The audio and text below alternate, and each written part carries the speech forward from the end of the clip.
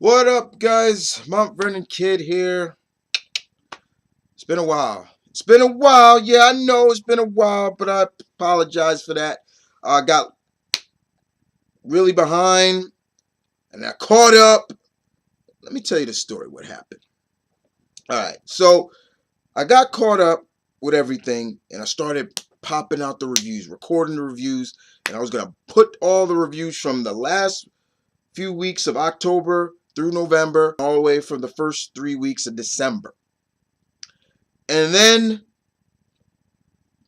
I was about to put them up, and I checked them just to make sure they're okay. If I needed to edit some stuff out and things like that, and then booyah, they get corrupted, and I'm so pissed off. I went on Twitter. I was like, oh my god, all my reviews messed up.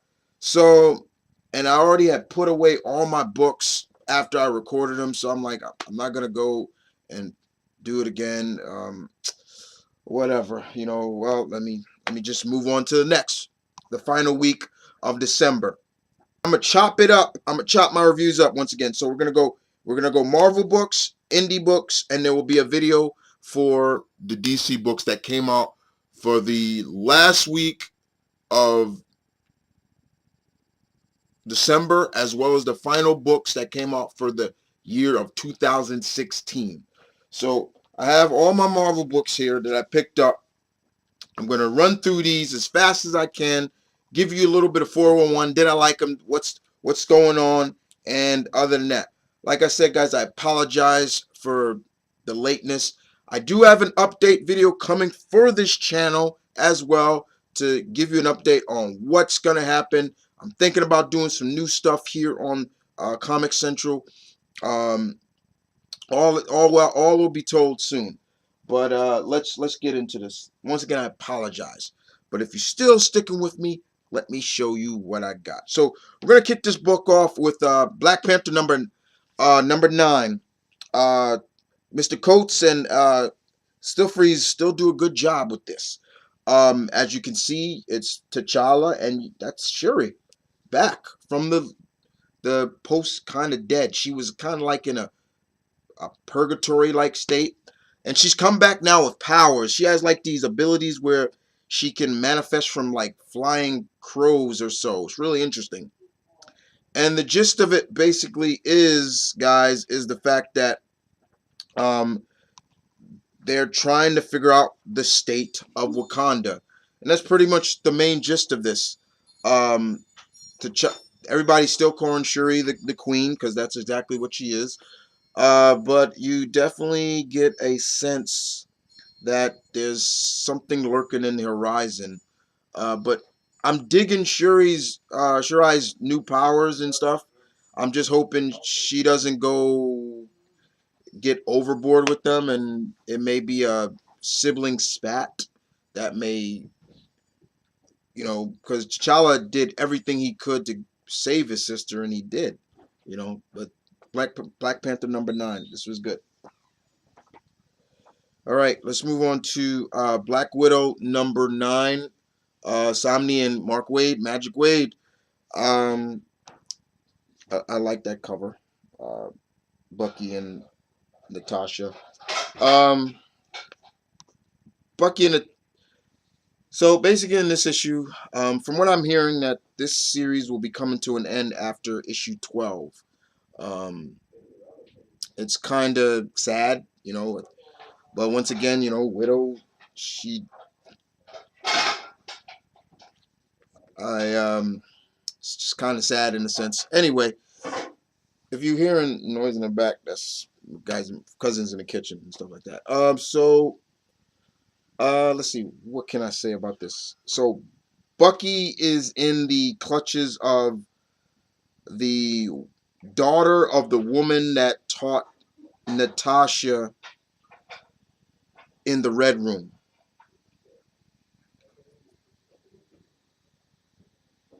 So, and she's just as ageless as Natasha.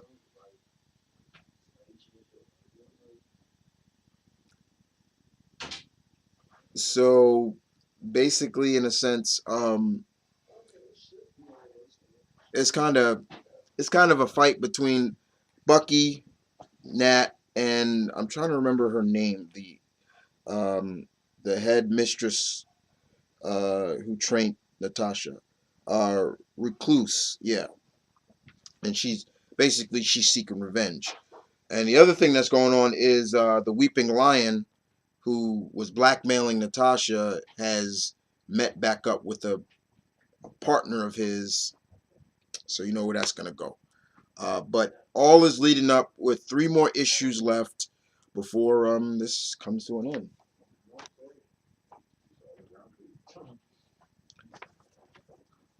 Captain America, Steve Rogers, Captain America #8. Nick Spencer, Jesus Sanchez. This was good. So believing this still after Civil War 2. And don't worry, guys, I will be getting to that, the final issue. So we see the original Quasar, Weldon Vaughn, training the new Quasar how to use the power of the quantum bands, as well as tap into the cosmic awareness that she can invoke. Thanks, because because Quasar, as you all remember, Quasar is known as the protector of the universe, and so but it would seem that indoctrinated Steve, that's what I'm calling him, he has plans or something. I like this cover because this cover is significant in some ways, because of the fact that they're he has plans for this new Quasar, and he doesn't want Carol or Maria Hill to get there. And he gives this great speech about how we already just went through a young, powerful young youth who had amazing powers abuse his powers by someone else. And he basically was pointing the finger at Carol in this. It was like, whoa, and I do know, and Maria Hill's got every right to be Steve to yell at her like that. I don't like Maria Hill. I really don't. As a character, I don't. And I'm hearing that some soon she's gonna get court-martialed from Shield. Good. I don't care. Um, and if that means that Sharon Carter takes over as director of Shield, great. But this was good. It just makes me wonder, when is everybody going to find out that Steve is not himself, and how long will he keep the secret? And of course, the altered flashbacks of him and Baron Zemo, Baron von, what is it, Baron? Yeah, Helmut Zemo, as best friends back in the 19 early turn of the century, is like crazy. But this was good. All right, guys, here we go. Civil War 2, #8. Um, all right. Okay, so how do I how should I uh the cover is good. But was the story good? I would give the story overall a 2.5. I didn't like the first Civil War, and I thought this one would be kind of different. But as Marvel has always been shown, they get a hard on for watching their heroes fight each other. And there's no different in this one. We see Carol and Tony going at it, and Carol and Tony are just fighting each other. Neither one are letting their egos subside, in a sense. Tony feels why he's doing this. Carol feels why she's doing this. This entire series has made Carol look like one overzealous bitch. And I said that, and I can't believe I just said that, because I love Carol. I love Carol Danvers, Captain Marvel, Ms. Marvel, whichever one you want to call her. and that was really hard for me to say that. But if Civil War made Tony Stark a dick, this made Carol the same way. And this was very, very, very, the basics of it. It ends with none of that happening. Eternity, I think it's Eternity. Seeing that, um, seeing that. What's the Inhuman's name again? I'm trying to remember his name. That's what Ulysses. He's learned so much. It's time for him to surpass and move on. He sees possible futures, and some of them will be coming true. Some of the futures we saw, now I want to talk about those because it it makes me wonder. Um, Tony is put into a coma that he can't come out of. Um, but like I said, Ulysses sees a lot of possible futures. One, this whole all the monsters fighting each other, that's coming true. It's called Monster Unleash. And then he also sees the mutants attacking Adelan. We know that's happening. Um, we still see the possible future of Miles Morales killing Steve. We see, um, I believe that's Arklon and Medusa somewhere. I believe that's Arklon. I could be wrong. Uh, we see something with the Sentinels. We see Ultron returning. These are great visual effects, I'm not going to lie. And we also, and probably one of my favorite ones, is this one with Thor and Loki. But look how Loki looks. He looks as if him and Gog have merged together, or he stole Gog's abilities.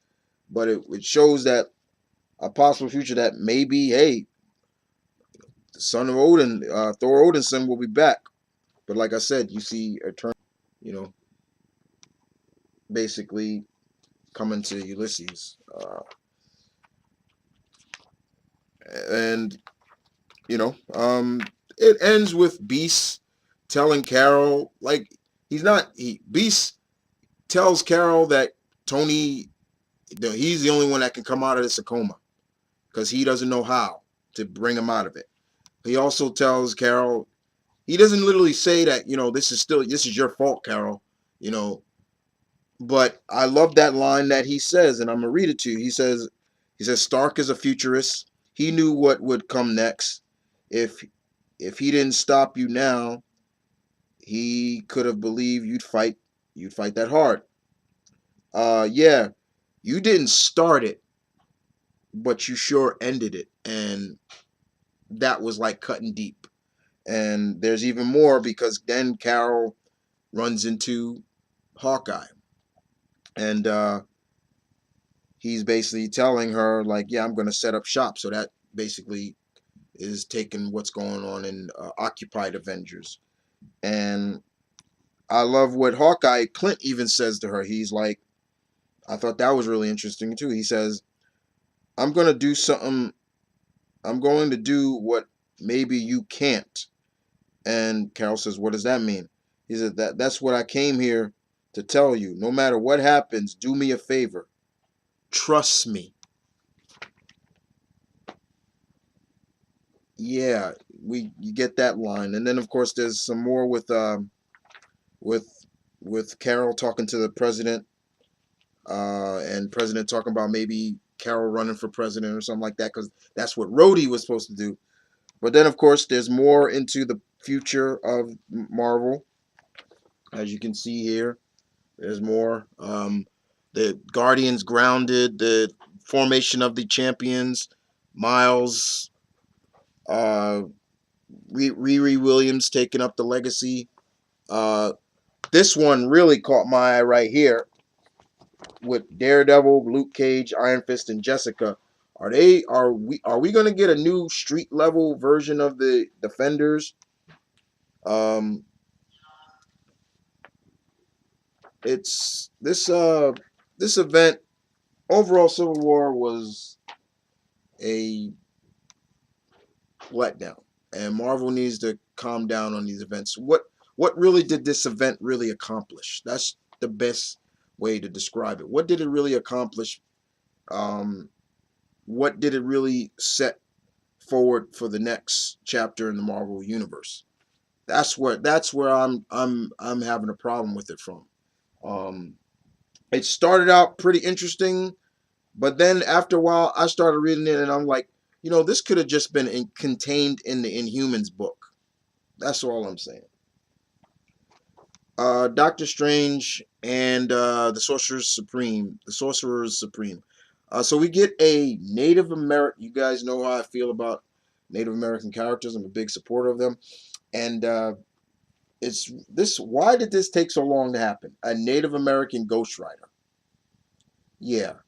So Doctor Strange and the rest of the Sorcerer Supremes from different eras are trapped or trying to get an item from Merlin. It said that Merlin was the first Sorcerer Supreme or something like that, and I don't know how. That's okay, but yeah, and it's like this felt like more like a Alice in Wonderland story, just really weird, all over the place, willy nilly. Um, you had Sir Isaac Newton. That's hilarious to me. That Sir Isaac Newton, I believe, is a sorcerer supreme. That's funny. The man who gravity, all that, it was a sorcerer supreme, and he's a arrogant fuck in this. It's like Jesus Christ.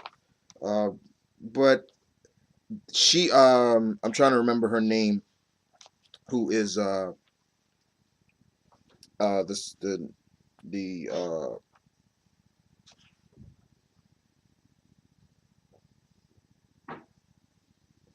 um I like her, and her story was kind of interesting, very interesting. All right, move on to Extraordinary X-Men number 17. Jeff Lemire, Coda does the artwork.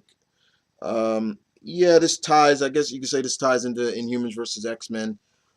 Basically, this story is basically this should have came out before the whole event, that this whole series, because basically this issue was mainly Storm telling the X-Men, yeah, we're going to war. We're going to war with the Inhumans. After a young mutant that loved Storm, admired Storm, finally succumbs to her death after the whole Terrigen, and it's almost in a sense it was her death that really shoved it forward. That okay, now we're going to war. We're going to war with the Inhumans. And of course the X-Men are behind Storm, but that's all this was.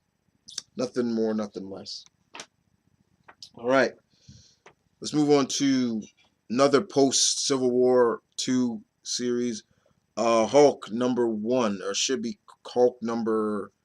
I'm trying to remember the original numbering for self-titled Hulk. So I can't remember right now.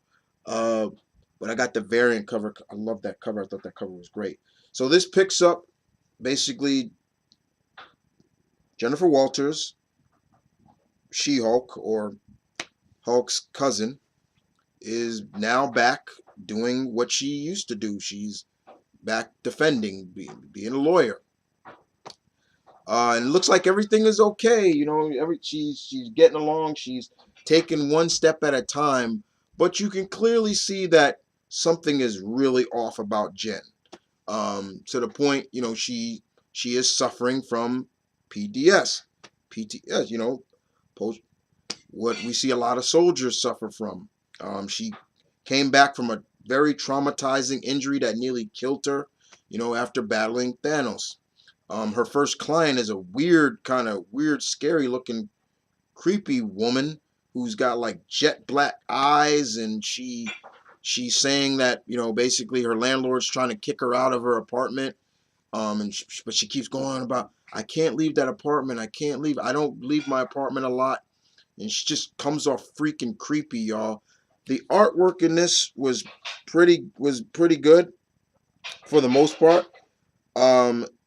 Miss Tamiki does a really good job of just expressing what Jennifer is going through, and I'm really more interested in seeing where she goes with this. Do we see her transform fully into, I guess, her new like Hulk form? Not really, but you could see it's coming, y'all. It's coming, and heaven help that person, whoever's in her way. But this, I very much enjoyed this. This was really good. Don't forget, guys, I will be putting up the digital codes for these books on my Twitter account. So if you want them, look out. Let's move on to Infamous, Iron Man, Bendis, Malieve. Number three. Well, basically, uh, Doom is still on the kind of on the run. Shield still, hired Thing to track down Doom. Doom is basically kidnapped a scientist by the name, I'm forgetting her name. Um, what is her name? Uh, what is her name? Amara Pira. Yeah. So we got Thing fighting Doom, and he's trying to tell her that I'm not that same guy that you remember, Grim. He's trying to tell Amanda that he's changing for the best, but she doesn't believe him. But little does Doom or anybody else know until it's too late that Doom's long dead mother has returned from the grave, and she's alive, and she's in Latveria, and oh boy, yeah, what she does, the Thing at the end, I was really sorry, felt really bad for Ben. I was like, oh my God, his face is falling off. Like you see chips of his rock skin just chipping off, his arm crumbling. I was like, oh my God. And her last words is just frightening. I'm not even gonna. No, I'm not even going there. Mighty Thor, number 14, Jason Aaron's, Stephen Epnin. Oh my God. You got Stephen Epning. It's good to see Epning back on a Marvel book. I love Stephen Epning's artwork, but this was really good. Uh, it's Thor versus Curse. Malekith is marrying the light elf queen, and it's getting real serious, real fast, real quick. And now Thor has never really beaten Curse. Curse is powerful, and it took a lot for Thor to beat him, and we're seeing it remnants in this too. Uh, does it end on a happy note? I don't want to spoil too much for you, but I wouldn't say it ended on a happy note, y'all. But that cover is just eerie at best too, but it's good. All right, so we got Amy Reeder and Mr. Montclair and Heights. Ray, I couldn't believe when I saw this, but Ray Anthony Heights did the art in this. Now I've met Mr. Height in person. I read his stuff, um, and it was really good. Once I saw it, I'm like, this looks like Mr. Height's artwork.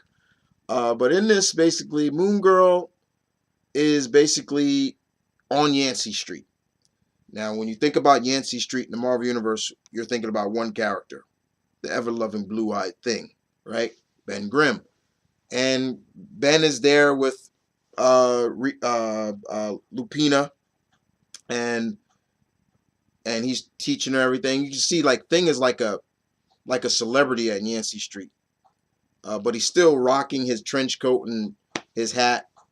And all of a sudden, here comes uh, the totally awesome Hulk uh, coming, and we get a Hulk versus Thing, a New Age Hulk versus Thing fight. And you got little Lupina there just like, this is so stupid and things like that. It was really funny. But also we get the side of Doom, really upset that the smartest person in the world is an 8-year-old girl. and he's not gonna sit fit with that until he does something about it. Now I'm thinking this is a Doom bot and not Doctor Doom. If it is, we'll see where it goes. But I've been very much enjoying Moon Girl and Devil Dinosaur, very much a lot. It's just a fun series. Doesn't take itself too seriously, and Amy Reeder and everybody else just do a really good job. I'm glad I've stuck with it. Okay, let's move on to the Prowler, number 3. Yeah, I'm reading this, guys. I am a fan of Hobie Brown. Basically, this whole story is a cat and mouse game between Hobie and the new Electro. Remember, the new Electro is a female. She she killed Max and somehow took his powers or so. Now, Prowler is a clone and he needs the medicine to keep his body from shutting down. And unfortunately, he doesn't have it. And that's pretty much what this is, just a cat and mouse game between him trying to get to the medicine and keeping ahead of Electro. Also, Julia Carpenter, aka Madam Web, is in this. That helps him, later on. But we get to see Hobie use his wits, his abilities, using this. Good stuff. All right. Spider-Man Deadpool number 12. Yeah, this is a Christmas episode, Christmas issue, really. The funniest thing in this was finding out. So there's a Christmas party for the Avengers, but one of them is that there's this Santa going around killing people, but he looks like Santa from 300. It's like, what if Santa had the Spartan physique, the look, and he's just going around wrecking havoc, cutting off people's heads and everything. I mean, it's crazy. So Deadpool is there giving out gifts to the Avengers, and you see Spidey in the back sitting on a like a billboard, and it's almost like he wasn't invited to this party. He's an Avenger. And the funniest thing that cracked me up in this whole thing was this scene right here. Black Panther, his favorite movie is Coming to America. I cracked the fuck up when I saw that. I was like, he says, I love this film. And he says, sexual chocolate. I was like, no, they didn't just do that. But the other thing that really bad was what Deadpool gave Hawkeye. Now, Kate Bishop was there, but this present was for Clint Barton. And basically it was a shirt that read, I killed the Hulk and all I got was this lousy shirt. Everybody just blew a gasket. Was like, you really did that, Deadpool? Get out. And other than that, after that, it's just Wade and Peter just dealing with this Spartan-like Santa Claus, I guess. But it does end with basically Spidey saying that him and Wade are besties. What are you gonna do? Spider-Man number 11, Bendis Pacelli. Oh man, this was good. Miles' dad is back with S.H.I.E.L.D. and S.H.I.E.L.D. runs a test to see if he truly is back with S.H.I.E.L.D. Dum Dum Dugan, along with Maria Hill, does something, and I thought it was legit. And I'm like, wait a minute, this can't be legit. But Miles' dad, he can handle himself. I was like, this dude is pretty badass. It was like, Miles' dad is kind of like a James Bond, Jason Bourne. But the cover is really cool. But the consequences of Miles' dad keeping this secret from his wife could be dire. And Dum Dum Dugan even says that to him. But this was good. Talk about good and sad at the same time. Spider-Woman number 4. This is what is number 14. Hopeless Fish does the artwork. So um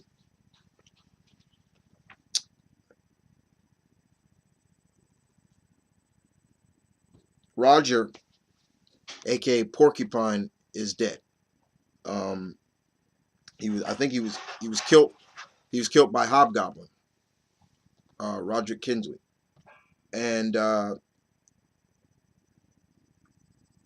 Jessica is going to do everything she can to find his killer.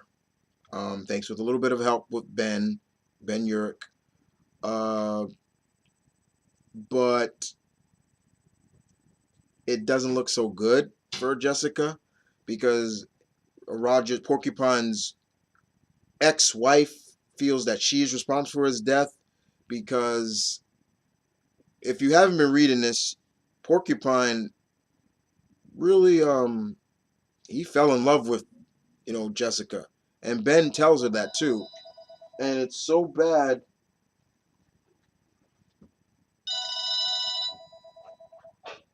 that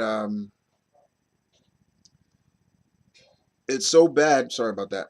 It's so bad, guys, that Jessica feels responsible even more, and it's a scary thought, a very scary thought indeed.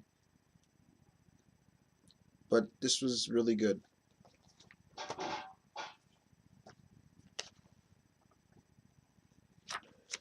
Star Wars, number 26. Aaron's and Salvador LaRocca does the artwork. Good artwork. So this is basically a story of about Yoda's secret quest or secret war that he had, but it was written down by Obi-Wan. We also see that um, these these the Scar Squadron, these stormtroopers that are badass, still have CP3PO, and after they get the information they need out of him, they're gonna kill him. They're gonna kill him, and that's pretty much the gist of it. But seeing Yoda be a badass and everything like that was really cool. That was really cool. I enjoyed that very much. And once again, Yoda with his rhyming and speech. I mean, I could. There's ones. I'll pull my best Yoda impersonation out on you guys. Okay. Let me see if I can. Okay, so Yoda was after. Uh, Find this humorous. I do not. Come for the boy I have. And you know, the he's Yoda's come for this child, and captives are like, "What the heck are you? You're what can you do?" And Yoda just shows that he's got not just the force but wisdom, and he just uses the force and just knocks these people out real quick. And he's like, "Come, boy, come, child, time to go. Begin your training. We have." It's like he's gonna turn this boy into a Jedi. I'm like, that's pretty cool. Um, but this was a story from the past. So Obi-Wan looks like Ewan McGregor, and people like that. So this was pretty good. All right, Thunderbolts number 8. Jim Zub and Malene do the artwork. Yeah, Melissa Gold is back with the T-Bolts. Marvel, you can't keep her off the Thunderbolts, can you? She always comes back to the Thunderbolts. But basically in this, the T-Bolts go after Bucky because Bucky was captured in the last issue by S.H.I.E.L.D. And it's basically them trying to get him out. Uh, Mainly, Steve wants to know where Kobik is, the little girl who is a cosmic cube. We all know why he wants it. and you just see Steve fighting the Thunderbolts. You know, he takes on Atlas. The Atlas thinks he killed him, and he knocks Atlas out. And granted, Atlas is giant. I think Steve kicked him right in the throat and knocked him out. I was like, and Melissa's like, you could have killed him, and Steve says, if I wanted him dead, he would have been dead. I was like, okay, but the main gist is you see that they get Bucky out, but Steve is like, Bucky, don't do this, but something is off, and Bucky is like, I got to. He feels that he needs to protect Kobik, and that's fine. And even worse, he chops off his metal arm. He chops it right off. He takes it off. Now remember, Bucky's arm now is detachable because they Shield planted a bug in it. So, but yeah, this was really, really good and also kind of sad. But I want to show you Steve right here. Look how freaking scary he kind of looks right here. I was like, that's sick. Um, but yeah, you it's it's hard. It's hard to see, it's hard to see Steve and Bucky kind of at odds with each other. And I don't think Bucky knows that his memories have been altered, and him thinking that he's a Hydra agent. And last but not least, Uncanny Avengers number 18, Dugan and Labira does the artwork. So after the team dealt with uh, returning Hulk back to the dead, because the Hand kidnapped Bruce Banner's body, resurrected him back to life, and thanks to Brother Voodoo, he was able to save Bruce's soul and sent them back to the land of the dead, the deceased. So I'm glad they finished that real quick, and Bruce Banner wasn't around for a long time. But they're going back to what their mission has always been about, and that's stopping Red Skull, who still has the brain of Professor Xavier in his head. So he can use Xavier's telepathic ability. He has the most powerful mind in his head, which just shows you how much of a piece of shit the Red Skull is. He desecrates Professor Xavier's grave. He mutilates and cuts open Professor Xavier's head, and to take his brain. I still don't understand how that works. He had surgery and put Professor Xavier's brain in his head, and now he can tap into Professor Xavier's mutant ability. I don't get that. That makes no sense. You know, that doesn't make any sense. But it's a comic. Sometimes it's not supposed to make sense. But it's the team and them just trying to stop, Red Skull. But the fact of the matter is, he's got Charles Xavier's brain, and he can play all kinds of tricks and head games with them. And boy, does he play a lot of head games. It's kind of sick and it's kind of twisted. But yeah, not bad. The Unity Squad is back on what their true mission was always been. Well, guys, that's all the books, Marvel books, that I got for December 28th. I'll be back. Like I said, I broke this up into 3 parts: the Indies and Marvel, Indies, and DC. I'll be back with the others as well, and of course, got some news for this channel, updates, and everything like that. Please, thank you for watching. Tell me what you thought about these books. If you read them, like I said, guys, I will be putting the digital codes for these books on my Twitter. So if you want them, I hope you're following me, because you'll get the digital codes there. Thank you for watching. Guys, take care, and I'll see you guys with some more comic reviews When is it? For the first comic review of 2017. You guys take care.